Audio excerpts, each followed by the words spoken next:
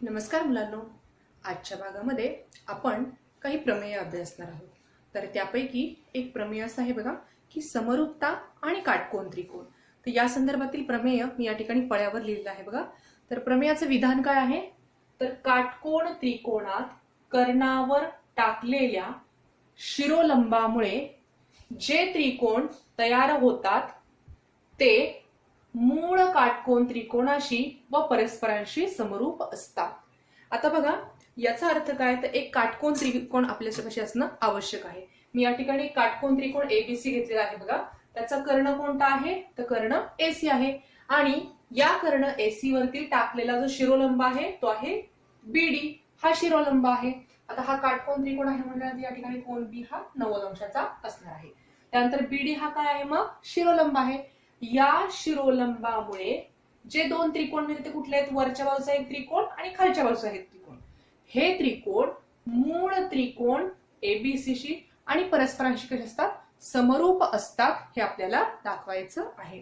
तर या विधानावरून आपल्याला पक्ष, साध्य आणि सिद्धता लिहायची आहे. तर या ठिकाणी मी आकृती काढलेली आहे बघा. तर आपल्याला दिलेली माहिती म्हणजे पक्ष आपण या ठिकाणी लिहितो. तर पक्ष काय येणार या ठिकाणी, तर बघा आपण काय आकृती काढली आहे, त्रिकोण एबीसी. म्हणून पक्ष काय येणार आहे, पक्ष येणार आहे त्रिकोण एबीसी मध्ये. आता या त्रिकोणामध्ये कोणता कोण 90 अंशाचा आहे, तर कोण बी हा 90 अंशाचा आहे. म्हणून काय येणार, कोण एबीसी बरोबर 90 अंश. आणि त्याचबरोबर आपण काय काढलेला आहे, हा जो रेख बीडी आहे, हा रेख बीडी हा लंब आहे. कशावर लंब आहे, तर तो कर्ण एसी वरतीच, म्हणजे तो रेख एसी वरती लंब आहे. ही दिलेली माहिती झाली. त्याचप्रमाणे हा ए बिंदू, हा डी बिंदू आणि सी बिंदू हे कसे आहेत, एका सरळ रेषा आहेत. म्हणून त्याला आपण A dash D dash C असं देखील म्हणू शकतो. म्हणजेच दिलेली माहिती म्हणजे पक्ष आपण लिहिलं. आता दाखवायचं काय आहे, तर या बीडी या शिरोलंबामुळे जे त्रिकोण आपल्याला मिळणार आहेत तर ते त्रिकोण एकमेकांशी आणि मूळ त्रिकोणाशी कसे आहेत, समरूप आहेत. म्हणून आपल्याला हे दाखवायचं आहे, म्हणून आपण त्याला साध्य म्हणतो. या ठिकाणी काय काय दाखवायचंय, तर त्रिकोण मी वरच्या बाजूचा पहिल्यांदा घेते, त्रिकोण ए डी बी म्हणजे त्रिकोण ए डी बी हा मूळ त्रिकोणाशी म्हणजे कुठला त्रिकोण, त्रिकोण एबीसी समरूप आहे, हे आपल्याला दाखवायचं आहे. त्यानंतर दुसरं, आता खालच्या बाजूचा जो त्रिकोण आहे तो त्रिकोण कुठला आहे, बी डी सी म्हणजे त्रिकोण बी डी सी हा खालच्या बाजूचा त्रिकोण सुद्धा मूळ त्रिकोणाशी समरूप आहे, हे दाखवायचं आहे. म्हणून समरूप त्रिकोण एबीसी. आणि लक्षात घ्या, आता तिसरं साध्य काय आहे आपलं, तर हा वरचा त्रिकोण मोठ्या त्रिकोणाशी समरूप आहे. त्यानंतर लहान त्रिकोण मोठ्या त्रिकोणाशी समरूप दाखवायचं आहे. त्याचप्रमाणे हे दोन त्रिकोण सुद्धा एकमेकांशी समरूप आहेत, हे दाखवायचे. म्हणजेच त्रिकोण ए डी बी समरूप त्रिकोण बीडीसी हे आपल्याला सिद्ध करायचं आहे. तर आपण सिद्धतेला सुरुवात करण्यासाठी काय करायचं, तर आपल्याला जे दाखवायचं आहे तेच दोन त्रिकोण आपण घेणार आहोत. या ठिकाणी मी सिद्धता तुम्हाला लिहून दाखवते बघा. तर सिद्धतेमध्ये काय करायचं, तर जे दोन त्रिकोण आपल्याला समरूप दाखवायचे आहेत तेच दोन त्रिकोण आपण घेणार आहोत. बघा पहिलं साध्य काय आहे, त्रिकोण ए डी बी, त्रिकोण ए डी बी व त्रिकोण ए बी सी मध्ये.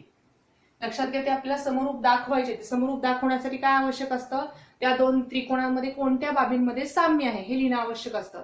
म्हणून आपण ते दोन त्रिकोण पहिल्यांदा घेतले. आता या दोन त्रिकोणांमध्ये बघा, समजा मी कोण डी ए बी हा जर वरचा कोण घेतला, बघा कोण डी ए बी आकृतीमध्ये बघा डी ए बी हा जर कोण घेतला तर तो कोण मोठ्या त्रिकोणाच्या कोण बी ए सी कसा असणार आहे, बघा कोण बी ए सी याच्याशी कसा असणार आहे, तर तो एकरूप असणार आहे. कारण ते दोनही कोण सारखेच आहेत. बघा कोण डी ए बी म्हणजे हा कोण आणि मोठ्या त्रिकोणातील कोण बी ए सी म्हणजे तोच कोण, म्हणजे एखादा कोण त्याच कोणाशी समरूप असतो हे आपण आधी पाहिलेलं आहे. म्हणून आपण याला काय म्हणणार आहोत, त्याला कारण द्यायचं हे सामायिक कोण आहेत. म्हणून येणारे सामायिक कोण. आता आपल्याला एक कोण तर एक रूप मिळाला. आता हे दोन त्रिकोण समरूप दाखवण्यासाठी आणखीन एक आपल्याला कोण आपल्याला आवश्यक आहे. मग आता बघा, जर छोटा त्रिकोण जर मी घेतला तर त्या छोट्या त्रिकोणामध्ये समजा मी कोण ए डी आणि बी, कोण ए डी बी जर घेतला तर तो कुणाशी एकरूप असणार आहे, तर कोण ए बी सी शी. मी हेच दोन कोण का घेतले तर लक्षात घ्या, इथे कोण ए डी बी आणि कोण ए बी सी हे प्रत्येकी कसे आहेत 90 अंश. म्हणून त्याला कारण काय लिहिणार आपण, कंसात प्रत्येकी 90 अंश. आणि कोणतेही दोन त्रिकोण आपल्याला समरूप दाखवण्यासाठी दोन बाबी आवश्यक असतात, त्या आपल्याला इथे मिळालेल्या आहेत. म्हणून तुम्ही डायरेक्टली लिहू शकता, म्हणून त्रिकोण ए डी बी समरूप त्रिकोण ए बी सी. आता इथे कोणती कसोटी येणार आहे, तर दोन कोण आपण एकरूप दाखवण्यात येणार आहे कोको कसोटी. या ठिकाणी कोको कसोटीनुसार हे दोन त्रिकोण एकरूप मिळाले, म्हणजे पहिलं साध्य आपलं सिद्ध झालं. आता या बाजूला मी थोडस इथे दुसरे दोन त्रिकोण आपण घेऊयात. दुसरे दोन त्रिकोण कुठले समरूप दाखवायचे तेच त्रिकोण आपण घेणार आहोत. म्हणजेच काय येणार आहे, त्रिकोण बी डी सी व त्रिकोण ए बी सी मध्ये आता कोणकोणत्या बाबी सामायिक आहेत ते फक्त पाहायचं. आपण याला समीकरण 1 म्हणून याचा वापर आपल्याला परत करायचा आहे. बघा, इथे जे दोन त्रिकोण मी बी डी सी आणि एबीसी समरूप दाखवण्यासाठी त्याच्यामधले सामायिक कोण आपण घेऊयात. मग या ठिकाणी समजा मी कोण बी सी डी म्हणजे हा कोण जर घेतला, कोण बी सी डी हा कोणाशी एकरूप असणार आहे बघा बरं, मोठ्या त्रिकोणामधील कोण ए सी बी, कोण ए सी बी याच्याशी तो कसा असणार आहे, समरूप असणार आहे. कारण ते दोन्ही कोण सारखेच आहेत बघा. कोण बी सी डी हा कोण आणि कोण ए सी बी तोच कोण त्याच कोणाशी एकरूप असतो. म्हणून इथं पण तुम्ही कारण काय लिहिणार, सामायिक कोण. ठीक आहे. आता हा जो खालच्या बाजूचा त्रिकोण आहे त्या त्रिकोणामध्ये बघा कोणता कोण 90 अंशाचा असेल, तर या ठिकाणी कोण बी डी सी हा जो कोण आहे, कोण बी डी सी हा कोण कुणाशी एकरूप असणार आहे, तर कोण एबीसी शी. कारण बघा बी डी सी चं माप असणार आहे 90 अंश आणि एबीसी चं पण माप असणार आहे 90 अंश. म्हणून याला कारण काय लिहायचं, प्रत्येकी 90 अंश. आता आपल्याला बघा या दोन त्रिकोणामध्ये दोन बाबी मिळाल्या, त्यामुळे आपण हे दोन त्रिकोण समरूप आहे असं म्हणू शकतो. फक्त कोण एकरूप दाखवले म्हणून कुठली कसोटी करी, या ठिकाणी आपण कोको कसोटी वापरली. म्हणून त्रिकोण बी डी सी समरूप त्रिकोण एबीसी याला कारण काय येणार, तर कोको कसोटी. कोको कसोटीनुसार ते दोन त्रिकोण एकरूप असणार आहेत. बघा मग आता आपल्याला आपलं पहिलं साध्य इथे मिळालं आणि दुसरं साध्य आपलं इथे मिळालं, याला समीकरण 2 म्हणूया. आता बघा समीकरण 1 आणि समीकरण 2 मध्ये त्याची जर उजव्या बाजू आपण पाहिल्या तर या ठिकाणी तुम्हाला त्रिकोण एबीसी मिळालेला आहे आणि याही बाजूला त्रिकोण एबीसी मिळालेला आहे बघा. मग समीकरण 1 आणि समीकरण 2 च्या जर उजव्या बाजू सारख्या असतील तर डाव्या बाजू पण सारख्याच असणार आहेत. म्हणून आपण तिसऱ्या विधानासाठी आपण डायरेक्टली लिहू शकतो इथे की समीकरण 1 व 2 वरून आपण काय लिहू शकतो, तर डाव्या बाजू सारख्यात म्हणजे कुठला त्रिकोण येणार आहे, इथे डाव्या बाजूचा त्रिकोण लिहिणार, त्रिकोण ए डी बी समरूप त्रिकोण बी डी सी. आणि हेच तर आपलं तिसरं साध्य होतं, याला तर समीकरण तुम्ही 3 म्हणू शकता. तर अशा प्रकारे आपल्याला या ठिकाणी बघा तीनही साध्य आपली सिद्ध झालेली आहेत. या ठिकाणी बघा काय काय केलं आपण, तर सुरुवातीला दिलेली माहिती पक्षामध्ये लिहिली. त्रिकोण एबीसी मध्ये कोण जो आहे तो 90 अंशाचा आहे, ती दिलेली माहिती होती. त्यानंतर हा रेख बीडी हा कर्ण एसी वरती लंब टाकलेला आहे, ती माहिती लिहिली. त्यानंतर ए डी आणि सी हे तीनही बिंदू एकरेषीय आहेत म्हणून त्याला A dash D dash C असं लिहिलं. मग साध्य काय होतं आपलं, तर या रेख बीडी मुळे वरचा एक त्रिकोण आणि खालचा एक त्रिकोण जे मिळतात ते एकमेकांशी समरूप असतात. त्याचप्रमाणे ते मोठ्या त्रिकोणाशी पण समरूप असतात हे दाखवायचं होतं आपल्याला. म्हणून वरचा त्रिकोण हा मोठ्या त्रिकोणाशी आपण समरूप दाखवणार आहोत. त्याचप्रमाणे खालचा त्रिकोण मोठ्या त्रिकोणाशी समरूप दाखवणार आहोत आणि वरचा त्रिकोण आणि खालचा त्रिकोण देखील समरूप दाखवणार आहोत. मग त्यासाठी आपण काय केलं, तर अशा प्रकारे साध्य लिहिलं. आता सिद्धता लिहिताना लक्षात घ्या, जे पहिलं साध्य आहे तेच दोन त्रिकोण आपण या ठिकाणी घेतले आणि त्याच्यामध्ये असणाऱ्या सामायिक बाबी आपण या ठिकाणी लिहिल्या. त्यामध्ये एक सामायिक कोण आणि एक कोण आपल्याला प्रत्येकी 90 अंश मिळाला. त्यावरून हे दोन त्रिकोण आपल्याला समरूप मिळाले. त्याचप्रमाणे दुसरं साध्यासाठी आपण काय केलं, हे दोन त्रिकोण घेतले, त्या त्रिकोणांमध्ये देखील ज्या सामायिक बाबी आहेत त्या आपण लिहिल्या आणि त्यावरून ते दोन त्रिकोण आपण समरूप दाखवले. आणि समीकरण 1 आणि समीकरण 2 मध्ये उजव्या बाजू सारख्या आहेत म्हणून आपण डाव्या बाजू पण आपण सारख्या लिहू शकतो. मग त्यावरून आपल्याला काय मिळालं, तर तिसरं साध्य मिळालं. त्याचप्रमाणे लक्षात घ्या, म्हणून आपण असंही वाक्य लिहू शकतो बघा, म्हणून त्रिकोण ADB हा त्रिकोण समरूप असेल त्रिकोण ABC ला आणि हाच त्रिकोण समरूप असेल त्रिकोण BDC ला. म्हणजे हे तीनही त्रिकोण एकमेकांशी समरूप आहेत. म्हणजेच बघा, आपल्याला जे काटकोन मूळ काटकोन त्रिकोणाशी ते समरूप मिळालेच, त्याचबरोबर ते परस्परांशी सुद्धा समरूप आहेत. म्हणून आपण हे वाक्य लिहिणं आवश्यक आहे. म्हणून आपल्या अशा प्रकारे तीनही त्रिकोण समरूप मिळालेले आहेत. तर हे प्रमेय तुमच्या पाठ्यपुस्तकामध्ये पान क्रमांक 33 वरती दिलेलं आहे. तुम्ही सर्वांनी हे प्रमेय वहीमध्ये सोडवायचं आहे आणि ते समजून घेणं खूप महत्वाचं आहे आणि समजून न बघता लिहिण्याचा प्रयत्न करायचा आहे. आता आपण यापुढील जे दुसरं प्रमेय आहे ते मी या ठिकाणी तुम्हाला शिकवणार आहे. चला तर मग आपण पुढचं प्रमेय अभ्यासूया. तर पुढचं जे प्रमेय आहे ते खूप महत्वाचं आहे आणि त्याचा वापर तुम्हाला उदाहरणे सोडवण्यासाठी करायचा आहे. तर प्रमेयाचं नाव आहे भूमिती मध्याचे प्रमेय. भूमिती मध्याचे प्रमेय. या भूमिती मध्याच्या प्रमेयाचं जे विधान आहे ते मी पहिल्यांदा तुम्हाला सांगते बघा मुलांनो. काटकोन त्रिकोणामध्ये कर्णावर काढलेला शिरोलंब त्या शिरोलंबामुळे होणाऱ्या कर्णाच्या दोन भागांचा भूमिती मध्य असतो. या ठिकाणी बघा, या विधानामध्ये पहिल्यांदा काय दिलंय, एक काटकोन त्रिकोण दिलाय. मग चला तर मग आपण पहिल्यांदा काटकोन त्रिकोण काढूयात. दिलेल्या माहितीवरून आपण आकृती काढत जाणार आहोत. तुमच्या पाठ्यपुस्तकामध्ये असणारीच आकृती मी या ठिकाणी काढते म्हणजे तुम्हाला ते लक्षात ठेवणं सोपं जाईल. अशा प्रकारे तुमच्या पाठ्यपुस्तकामध्ये एक काटकोन त्रिकोण या ठिकाणी दिलेला आहे आणि या काटकोन त्रिकोणाला PQR असं नाव या ठिकाणी दिलेलं आहे. बघा, PQ आणि R. आता पुढचं वाक्य काय दिलंय, तर कर्णावर काढलेला शिरोलंब. या ठिकाणी कर्ण आहे PR, त्याच्यावरती शिरोलंब आपल्याला काढायचा आहे. तर चला तर मग या ठिकाणी आपण शिरोलंब काढूयात. अशा प्रकारे इथे हा शिरोलंब आपण काढलेला आहे. याला आपण इथे S नाव देणार आहोत आणि इथे हा काटकोन असणार आहे कारण तो शिरोलंब आहे.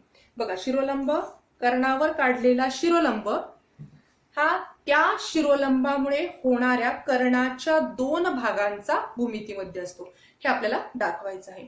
आता तुमच्या पाठ्यपुस्तकामध्ये याची डायरेक्ट सिद्धता दिलेली आहे.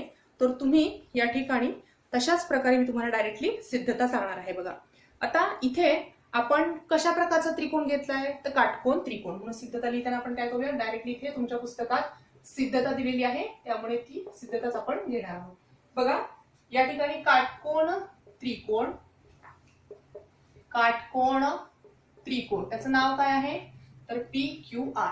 काटकोन त्रिकोण PQR मध्ये रेख काय आहे, तर या ठिकाणी रेख QS, रेख ते खाली लिहिते मी, रेख QS लंब रेख PR. बघा, इथे रेख QS हा रेख PR वरती काय आहे, तर लंब आहे. आता आपल्याला काय करायचं आहे, ही दिलेली माहिती पण आहे बघा मुलांनो. आता आपण दोन त्रिकोण आपण या ठिकाणी समरूप लिहू शकतो. त्यापैकी मी पहिला त्रिकोण घेतेय, त्रिकोण QSR. त्रिकोण QSR हा वरच्या बाजूचा त्रिकोण हा खालच्या त्रिकोणाशी म्हणजे त्रिकोण PSQ शी समरूप असणार आहे. बघा, त्रिकोण QSR आणि त्रिकोण PSQ हे एकमेकांशी समरूप मी का लिहिलेले आहेत? कारण हे दोन त्रिकोण जे आहेत तर काटकोन त्रिकोणांची समरूपता आपण याआधी पाहिली होती, त्यानुसार आपण हे वाक्य लिहू शकतो. म्हणून याला कारण तुम्ही काय घेणार तर काटकोन त्रिकोणांची समरूपता. काटकोन त्रिकोणांची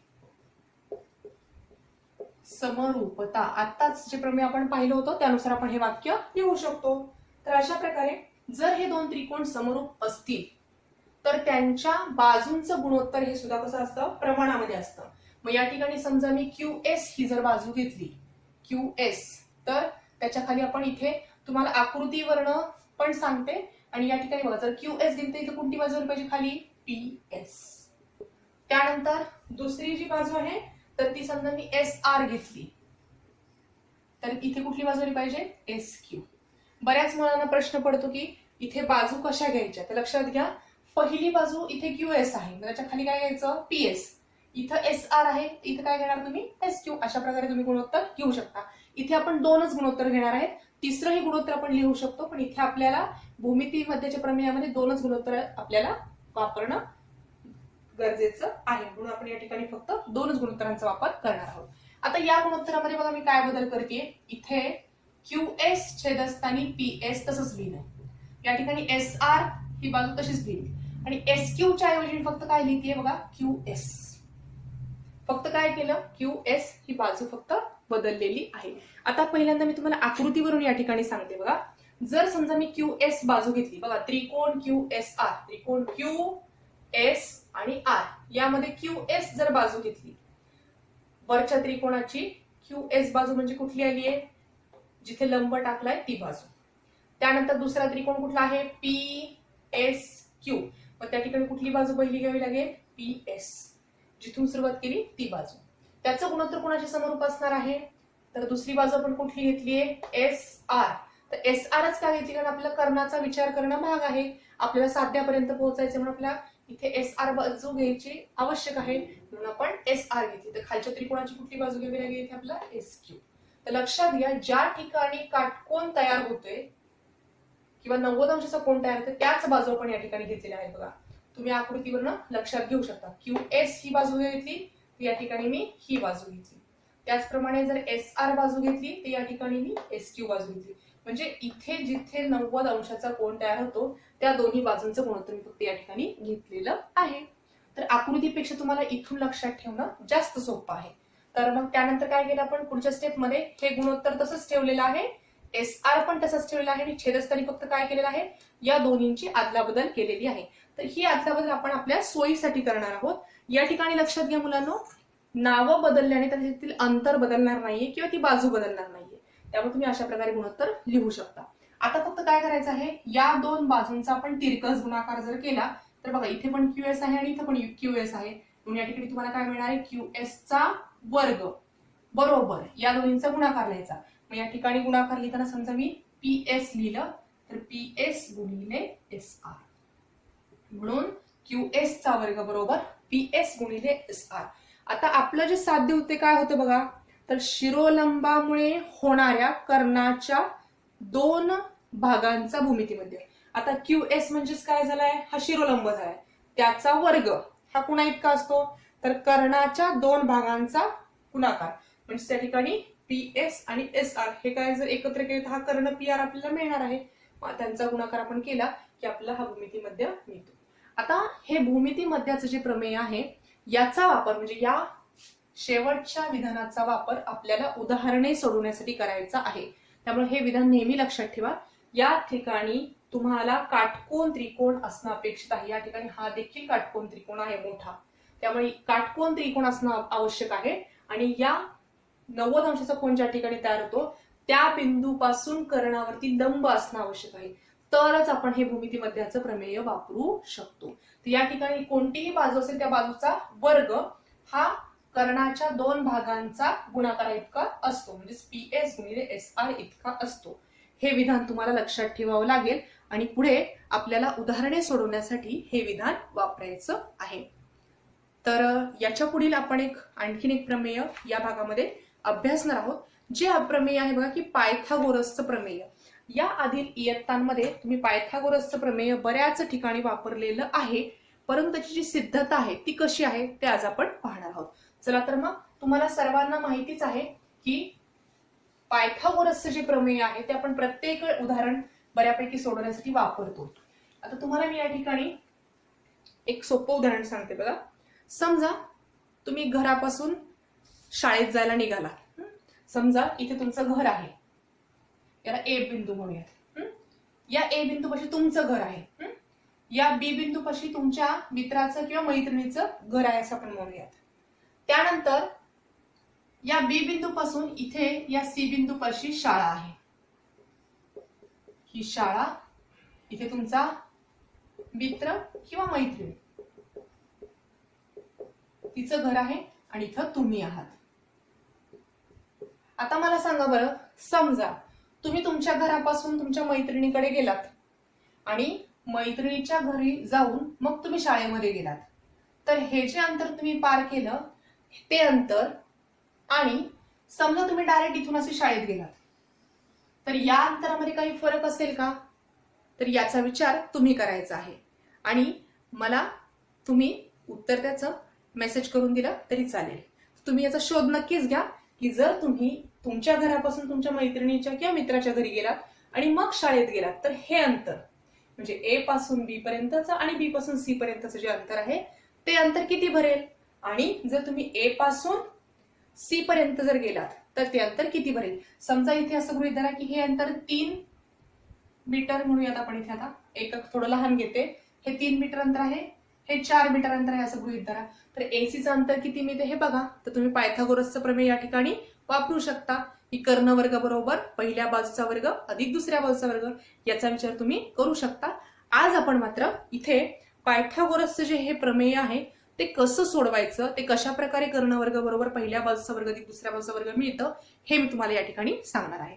चला तर मग आपण पायथागोरसचं प्रमेय अभ्यासूया. तर विधान जे आहे ते विधान मी तुम्हाला वाचून दाखवणार आहे बघा. काटकोन त्रिकोणामध्ये कर्णाचा वर्ग हा इतर दोन बाजूंच्या वर्गांच्या बेरजे इतका असतो हे आपल्याला माहिती आहे.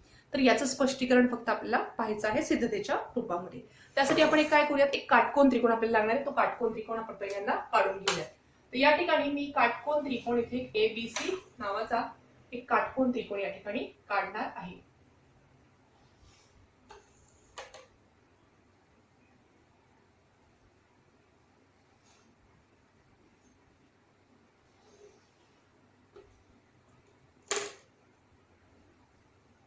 या त्रिकोणाला आपण ABC म्हणूयात. हा A, B आणि C. या काटकोन त्रिकोणामध्ये मी एक शिरोलंब टाकणार आहे बघा. तर या ठिकाणी मी शिरोलंब टाकते BD.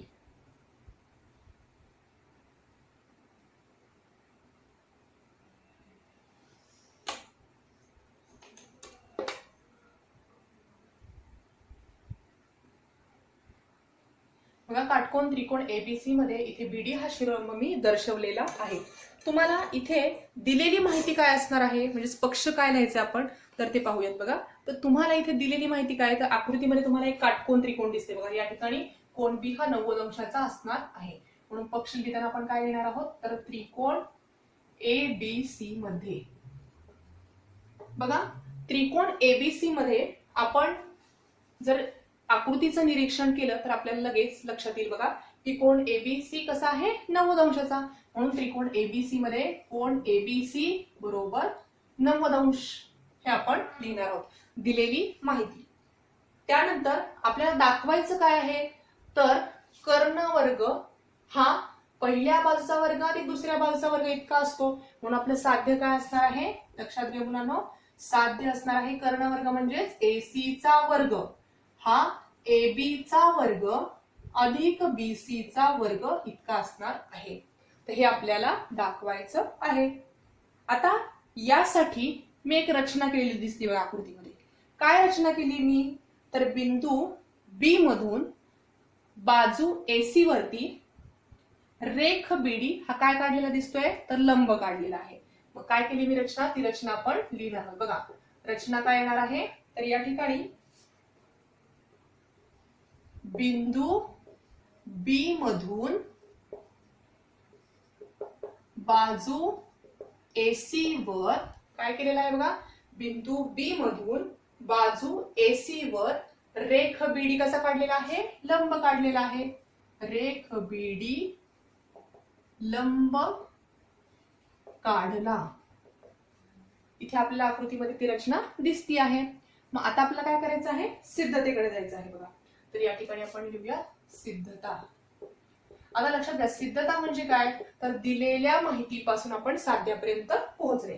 आता यासाठी बघा लक्षात घ्या की आपल्याला माहिती काय दिलेली आहे कक्षामध्ये, की त्रिकोण ABC मध्ये कोण ABC कसा आहे, 90 अंश मापाचा आहे. त्याचप्रमाणे आपल्याला रचनेमध्ये दिसते बघा की हा जो काटकोन त्रिकोण ABC आहे, काटकोन त्रिकोण ABC मध्ये रेख बीडी हा कर्ण AC वर कसा आहे, लंब आहे. मग हा जर लंब असेल तर हा वरचा त्रिकोण, हा खालचा त्रिकोण आणि मोठा त्रिकोण हे कसे असतात, एकमेकांशी समरूप असणार आहेत. आपण मगाशी जे प्रमेय पाहिलं होतं की काटकोन त्रिकोणांची समरूपता, याचा वापर आपण हे साध्य सिद्ध करण्यासाठी करणार आहोत. मग आपण काय लिहूया, तर दिलेली माहिती पहिल्यांदा लिहिणार आहोत आपण. काटकोन त्रिकोण ABC मध्ये, काटकोन त्रिकोण ABC मध्ये काय रचना दिली आहे, तर हा जो रेख बीडी आहे तो कर्ण AC वर कसा आहे, लंब आहे.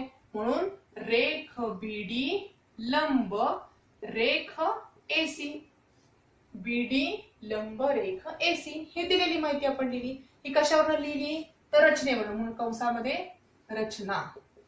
प्रत्येक स्टेपला कारण लिहिणं आवश्यक आहे. या ठिकाणी आपण काय केलं, तर रचना केलेली आहे. आता या रचनेमुळे आपल्याला काय मिळतंय, हा वरचा त्रिकोण, खालचा त्रिकोण आणि मोठा त्रिकोण हे आपल्याला समरूप मिळतात. म्हणजेच काय मिळणार आहे, मोठा त्रिकोण पहिल्यांदा लिहिते मी ABC. त्रिकोण ABC हा समरूप असणार आहे त्रिकोण ADB, त्रिकोण ADB आणि शेवटचा त्रिकोण कुठला आहे, खालचा त्रिकोण BDC हा समरूप आहे त्रिकोण BDC ला. लक्षात घ्या या रचनेमुळे म्हणजे रेख BD हा AC वरती लंब आहे, म्हणून वरचा त्रिकोण, खालचा त्रिकोण आणि मोठा त्रिकोण आपण समरूप लिहू शकतो. याला कारण काय येणार, काटकोन त्रिकोणांची समरूपता. काटकोन त्रिकोणांची समरूपता याचा वापर करून आपण हे विधान लिहू शकलो. आता जर हे त्रिकोण समरूप असतील तर लक्षात घ्या मी यापैकी पहिल्यांदा 2 त्रिकोण घेणार आहे. पहिला त्रिकोण मी घेते मोठा त्रिकोण ABC आणि समरूप त्रिकोण हे 2 त्रिकोण मी या ठिकाणी वापरणार आहे बघा. दुसरा त्रिकोण आहे ADB. जर त्रिकोण ABC आणि त्रिकोण ADB जर समरूप असतील तर त्यांच्या बाजूंचं गुणोत्तर कसं असणार आहे, प्रमाणामध्ये असणार आहे. मग ते बाजूंचं गुणोत्तर आपण क्रमाने लिहूयात. समजा मी या ठिकाणी AB बाजू जर घेतली तर छेदस्थानी कुठली बाजू घ्यावी लागेल, AD. जर मी BC बाजू घेतली तर छेदस्थानी कुठली बाजू घ्यावी लागेल, DB. आणि जर समजा मी AC ही बाजू जर घेतली तर छेदस्थानी कुठली बाजू घ्यावी लागणार आहे, AB. कारण हे आपण का लिहू शकलो, कारण हे 2 त्रिकोण कसे आहेत, समरूप आहेत आणि या सगळ्या काय आहेत, या त्रिकोणांच्या संगतभुजा आहेत. म्हणून आपण हे वाक्य लिहू शकलो. समरूप जर त्रिकोण असतील तरच आपण हे विधान लिहू शकतो. मग आता या ठिकाणी मी काय करते बघा, हे पहिलं आणि हे शेवटचं, पहिलं आणि शेवटचे जे बाजूंची गुणोत्तर आहेत ती मी फक्त विचारात घेणार आहे. बघा इथे काय आहे, पहिलं गुणोत्तर AB छेदस्थानी AD आणि इथे तिसरं गुणोत्तर काय आहे, AC छेदस्थानी AB. ही 2 गुणोत्तर मी या ठिकाणी घेणार आहे. आता या ठिकाणी जर मी AB आणि AB चा जर तिरकस गुणाकार केला तर काय मिळणार आहे मला, AB चा वर्ग बरोबर AC आणि AD चा तिरकस गुणाकार म्हणजे AC गुणिले AD. याला विधान 1 आपण म्हणूयात. तसंच आपण इथे पहिला त्रिकोण आणि हा त्रिकोण घेऊयात. म्हणजे काय येणार आहे, त्रिकोण ABC आणि दुसरा समरूप त्रिकोण BDC. जर पहिला मोठा त्रिकोण आणि जर लहान त्रिकोण जर आपण समरूप घेतले तर त्याही ठिकाणी आपल्याला बाजूंची गुणोत्तर मिळणार आहेत. समजा मी या ठिकाणी AB घेतलं तर AB ची छेदस्थानी काय येणार तर BD येणार आहे. त्याचप्रमाणे जर BC घेतलं तर इथे काय येणार आहे DC येणार आहे. आणि तिसरं गुणोत्तर समजा AC घेतलं तर छेदस्थानी BC येणार आहे. लक्षात घ्या, AB जर घेतलं तर BD घ्यायचं, BC असेल तर DC आणि AC जर असेल तर इथे BC. ही 3 गुणोत्तर आपण घेतली आहे. आता यापैकी कुठलं गुणोत्तर आपण घेणं अपेक्षित आहे बघा, तर ही 2 गुणोत्तर आपण विचारात घेणार आहोत. तर याही एकमेकींच्या कशा आहेत संगत भुजा, म्हणून याला पण आपण कारण लिहू शकतो संगत भुजा. आता ही 2 गुणोत्तर मी या ठिकाणी घेते बघा, BC छेदस्थानी DC बरोबर AC छेदस्थानी BC. आता याही गुणोत्तरामध्ये बघा फक्त तिरकस गुणाकार करूयात. BC आणि BC जर गुणाकार केला तर काय मिळणार आहे BC चा वर्ग. त्यानंतर या दोन्हीचा गुणाकार जर केला तर काय मिळणार आहे AC गुणिले DC. अशा प्रकारे आपल्याला हे दुसरं विधान मिळालेलं आहे. तर ही 2 विधान आपल्याला मिळालेली आहेत. आता आपण काय करूयात तर हे जे पहिलं विधान आहे आणि दुसरं जे विधान आहे त्यांची आपण बेरीज करूयात. बेरीज का करायची तर आपल्याला साध्यापर्यंत पोहोचायचे म्हणून आपण त्याची बेरीज करणार आहोत. तर सर्वात प्रथम मी तुम्हाला हा भाग परत एकदा सांगते आणि मग आपण पुढे जाऊयात. बघा, सुरुवातीला आपल्याला काय करायचं की पायथागोरसच्या प्रमेयामध्ये कर्णाचा वर्ग हा उरलेल्या 2 बाजूंच्या वर्गांच्या बेरजे इतका असतो हे आपल्याला दाखवायचं आहे. मग त्यासाठी आपण आकृतीमध्ये काय रचना केली तर B बिंदूतून BD हा रेख AC वरती लंब टाकला आणि त्या रचनेचा वापर करून आपण सिद्धतेकडे जाणार आहोत. म्हणजेच काय घेतलं आपण बघा की काटकोन त्रिकोण ABC मध्ये रेख BD हा कर्ण AC वरती लंब आहे आणि जर तो लंब असेल तर आपल्याला काय मिळणार आहे तर मोठा त्रिकोण ABC हा समरूप असणारे वरच्या त्रिकोणाला, त्याचप्रमाणे तो समरूप असणारे खालच्या त्रिकोणाला, म्हणून आपण हे विधान लिहिलं. त्यानंतर काय केलं, पहिले 2 त्रिकोण समरूप घेतले, त्यावरून आपण बाजूंची गुणोत्तर घेतली आणि त्या बाजूंपैकी कोणतं गुणोत्तर घ्यायचं हे कसं लक्षात ठेवायचं तर ज्या ठिकाणी आता इथे AB आहे अंशस्थानी तर छेदस्थानी इथे AB आहे, हीच 2 गुणोत्तर आपण घेणार आहोत कारण आपल्याला साध्यापर्यंत पोहोचायचे. त्याचप्रमाणे आपण काय केलं, मोठा त्रिकोण आणि दुसरा एक त्रिकोण घेतला, ते समरूप आपल्याला दिलेलेच आहेत, त्यांची पण बाजूंची गुणोत्तर आपण घेतली. मग या ठिकाणी पण बघा कोणतं गुणोत्तर घ्यायचे कसं ठरवायचं तर इथे पण BC आहे बघा आणि छेदस्थानी BC आहे, म्हणून त्या ठिकाणी ते गुणोत्तर आपण घेतलं. अशा प्रकारे आपल्याला ही 2 विधानं समीकरण 1 आणि समीकरण 2 मिळाली. आता आपल्याला काय साध्य करायचंय तर AB चा वर्ग अधिक BC चा वर्ग बरोबर किती असतो AC चा वर्ग, हे आपल्याला सिद्ध करायचं आहे. म्हणून आपण समीकरण 1 आणि समीकरण 2 यांची काय करणार आहोत बेरीज करणार आहोत. चला तर मग आपण यांची बेरीज करूयात. मी या ठिकाणी या बाजूला थोडस लिहिणार आहे बघा. समजा मी समीकरण 1 आणि समीकरण 2 ची बेरीज करू. समीकरण 1 व 2 यांची बेरीज करू. आता लक्षात घ्या मुलांनो, इथे या समीकरणांची बेरीज करताना डाव्या बाजूला जी पद आहेत त्यांची बेरीज पहिल्यांदा करायची. म्हणजेच काय येणार आहे AB चा वर्ग अधिक BC चा वर्ग बरोबर. आता याच्या उजव्या बाजूला जी पद आहेत ती पहिल्यांदा लिहायची. म्हणजेच काय येणार आहे AC गुणिले AD आणि बेरीज करते म्हणून काय येणार आहे मध्ये चिन्ह अधिक AC गुणिले DC, AC गुणिले DC. अशा प्रकारे फक्त काय केली समीकरण 1 आणि 2 ची बेरीज करताना लक्षात घ्या डाव्या बाजूच्या पदांची बेरीज आपण या ठिकाणी मांडली आणि मग AC गुणिले AD चं पद पहिल्यांदा मांडलं अधिक AC गुणिले DC. आता ही जी बाजू आहे डावी बाजू तशीच येणार आहे बघा AB चा वर्ग अधिक BC चा वर्ग बरोबर. आता इथे बघा हा AC इथे पण आहे इथे पण आहे, मग तो आपण सामायिक काढू शकतो. म्हणजे जर मी AC सामायिक काढला तर कंसात काय शिल्लक राहणार आहे इथे शिल्लक राहील AD अधिक DC. आता या ठिकाणी मी थोडीशी कच्ची आकृती काढते मगाची. इथे ABC हा त्रिकोण होता आणि इथे आपण लंब काढला होता, ठीक आहे, आणि हा काटकोन त्रिकोण आहे. आता आकृतीमध्ये बघा बरं AD अधिक DC, AD आणि DC म्हणजेच काय मिळणार आहे पूर्ण कर्ण AC मिळणार आहे. म्हणून आपण काय लिहू शकतो बरोबर हे AC तसंच या दोन्हीची लांबी A dash D dash C आहे. म्हणजे A D आणि C हे बिंदू एका सरळ रेषेवरती आहेत. म्हणून आपण या ठिकाणी इथे काय लिहू शकतो, याची जी बेरीज आहे ती सुद्धा कशी मिळणार आहे, AC. याला कारण काय लिहिणार, तर A बिंदू, D बिंदू आणि C बिंदू. याचा अर्थ काय आहे, A dash D dash C. याचा अर्थ असा आहे A बिंदू, D बिंदू आणि C बिंदू हे एकाच सरळ रेषेमध्ये आहेत. म्हणून या ठिकाणी काय करूयात आपण, AC आणि AC चा गुणाकार केला तर काय मिळणार आहे, AC चा वर्ग. आणि डाव्या बाजूची पद आपण या ठिकाणी लिहूयात AB चा वर्ग अधिक BC चा वर्ग.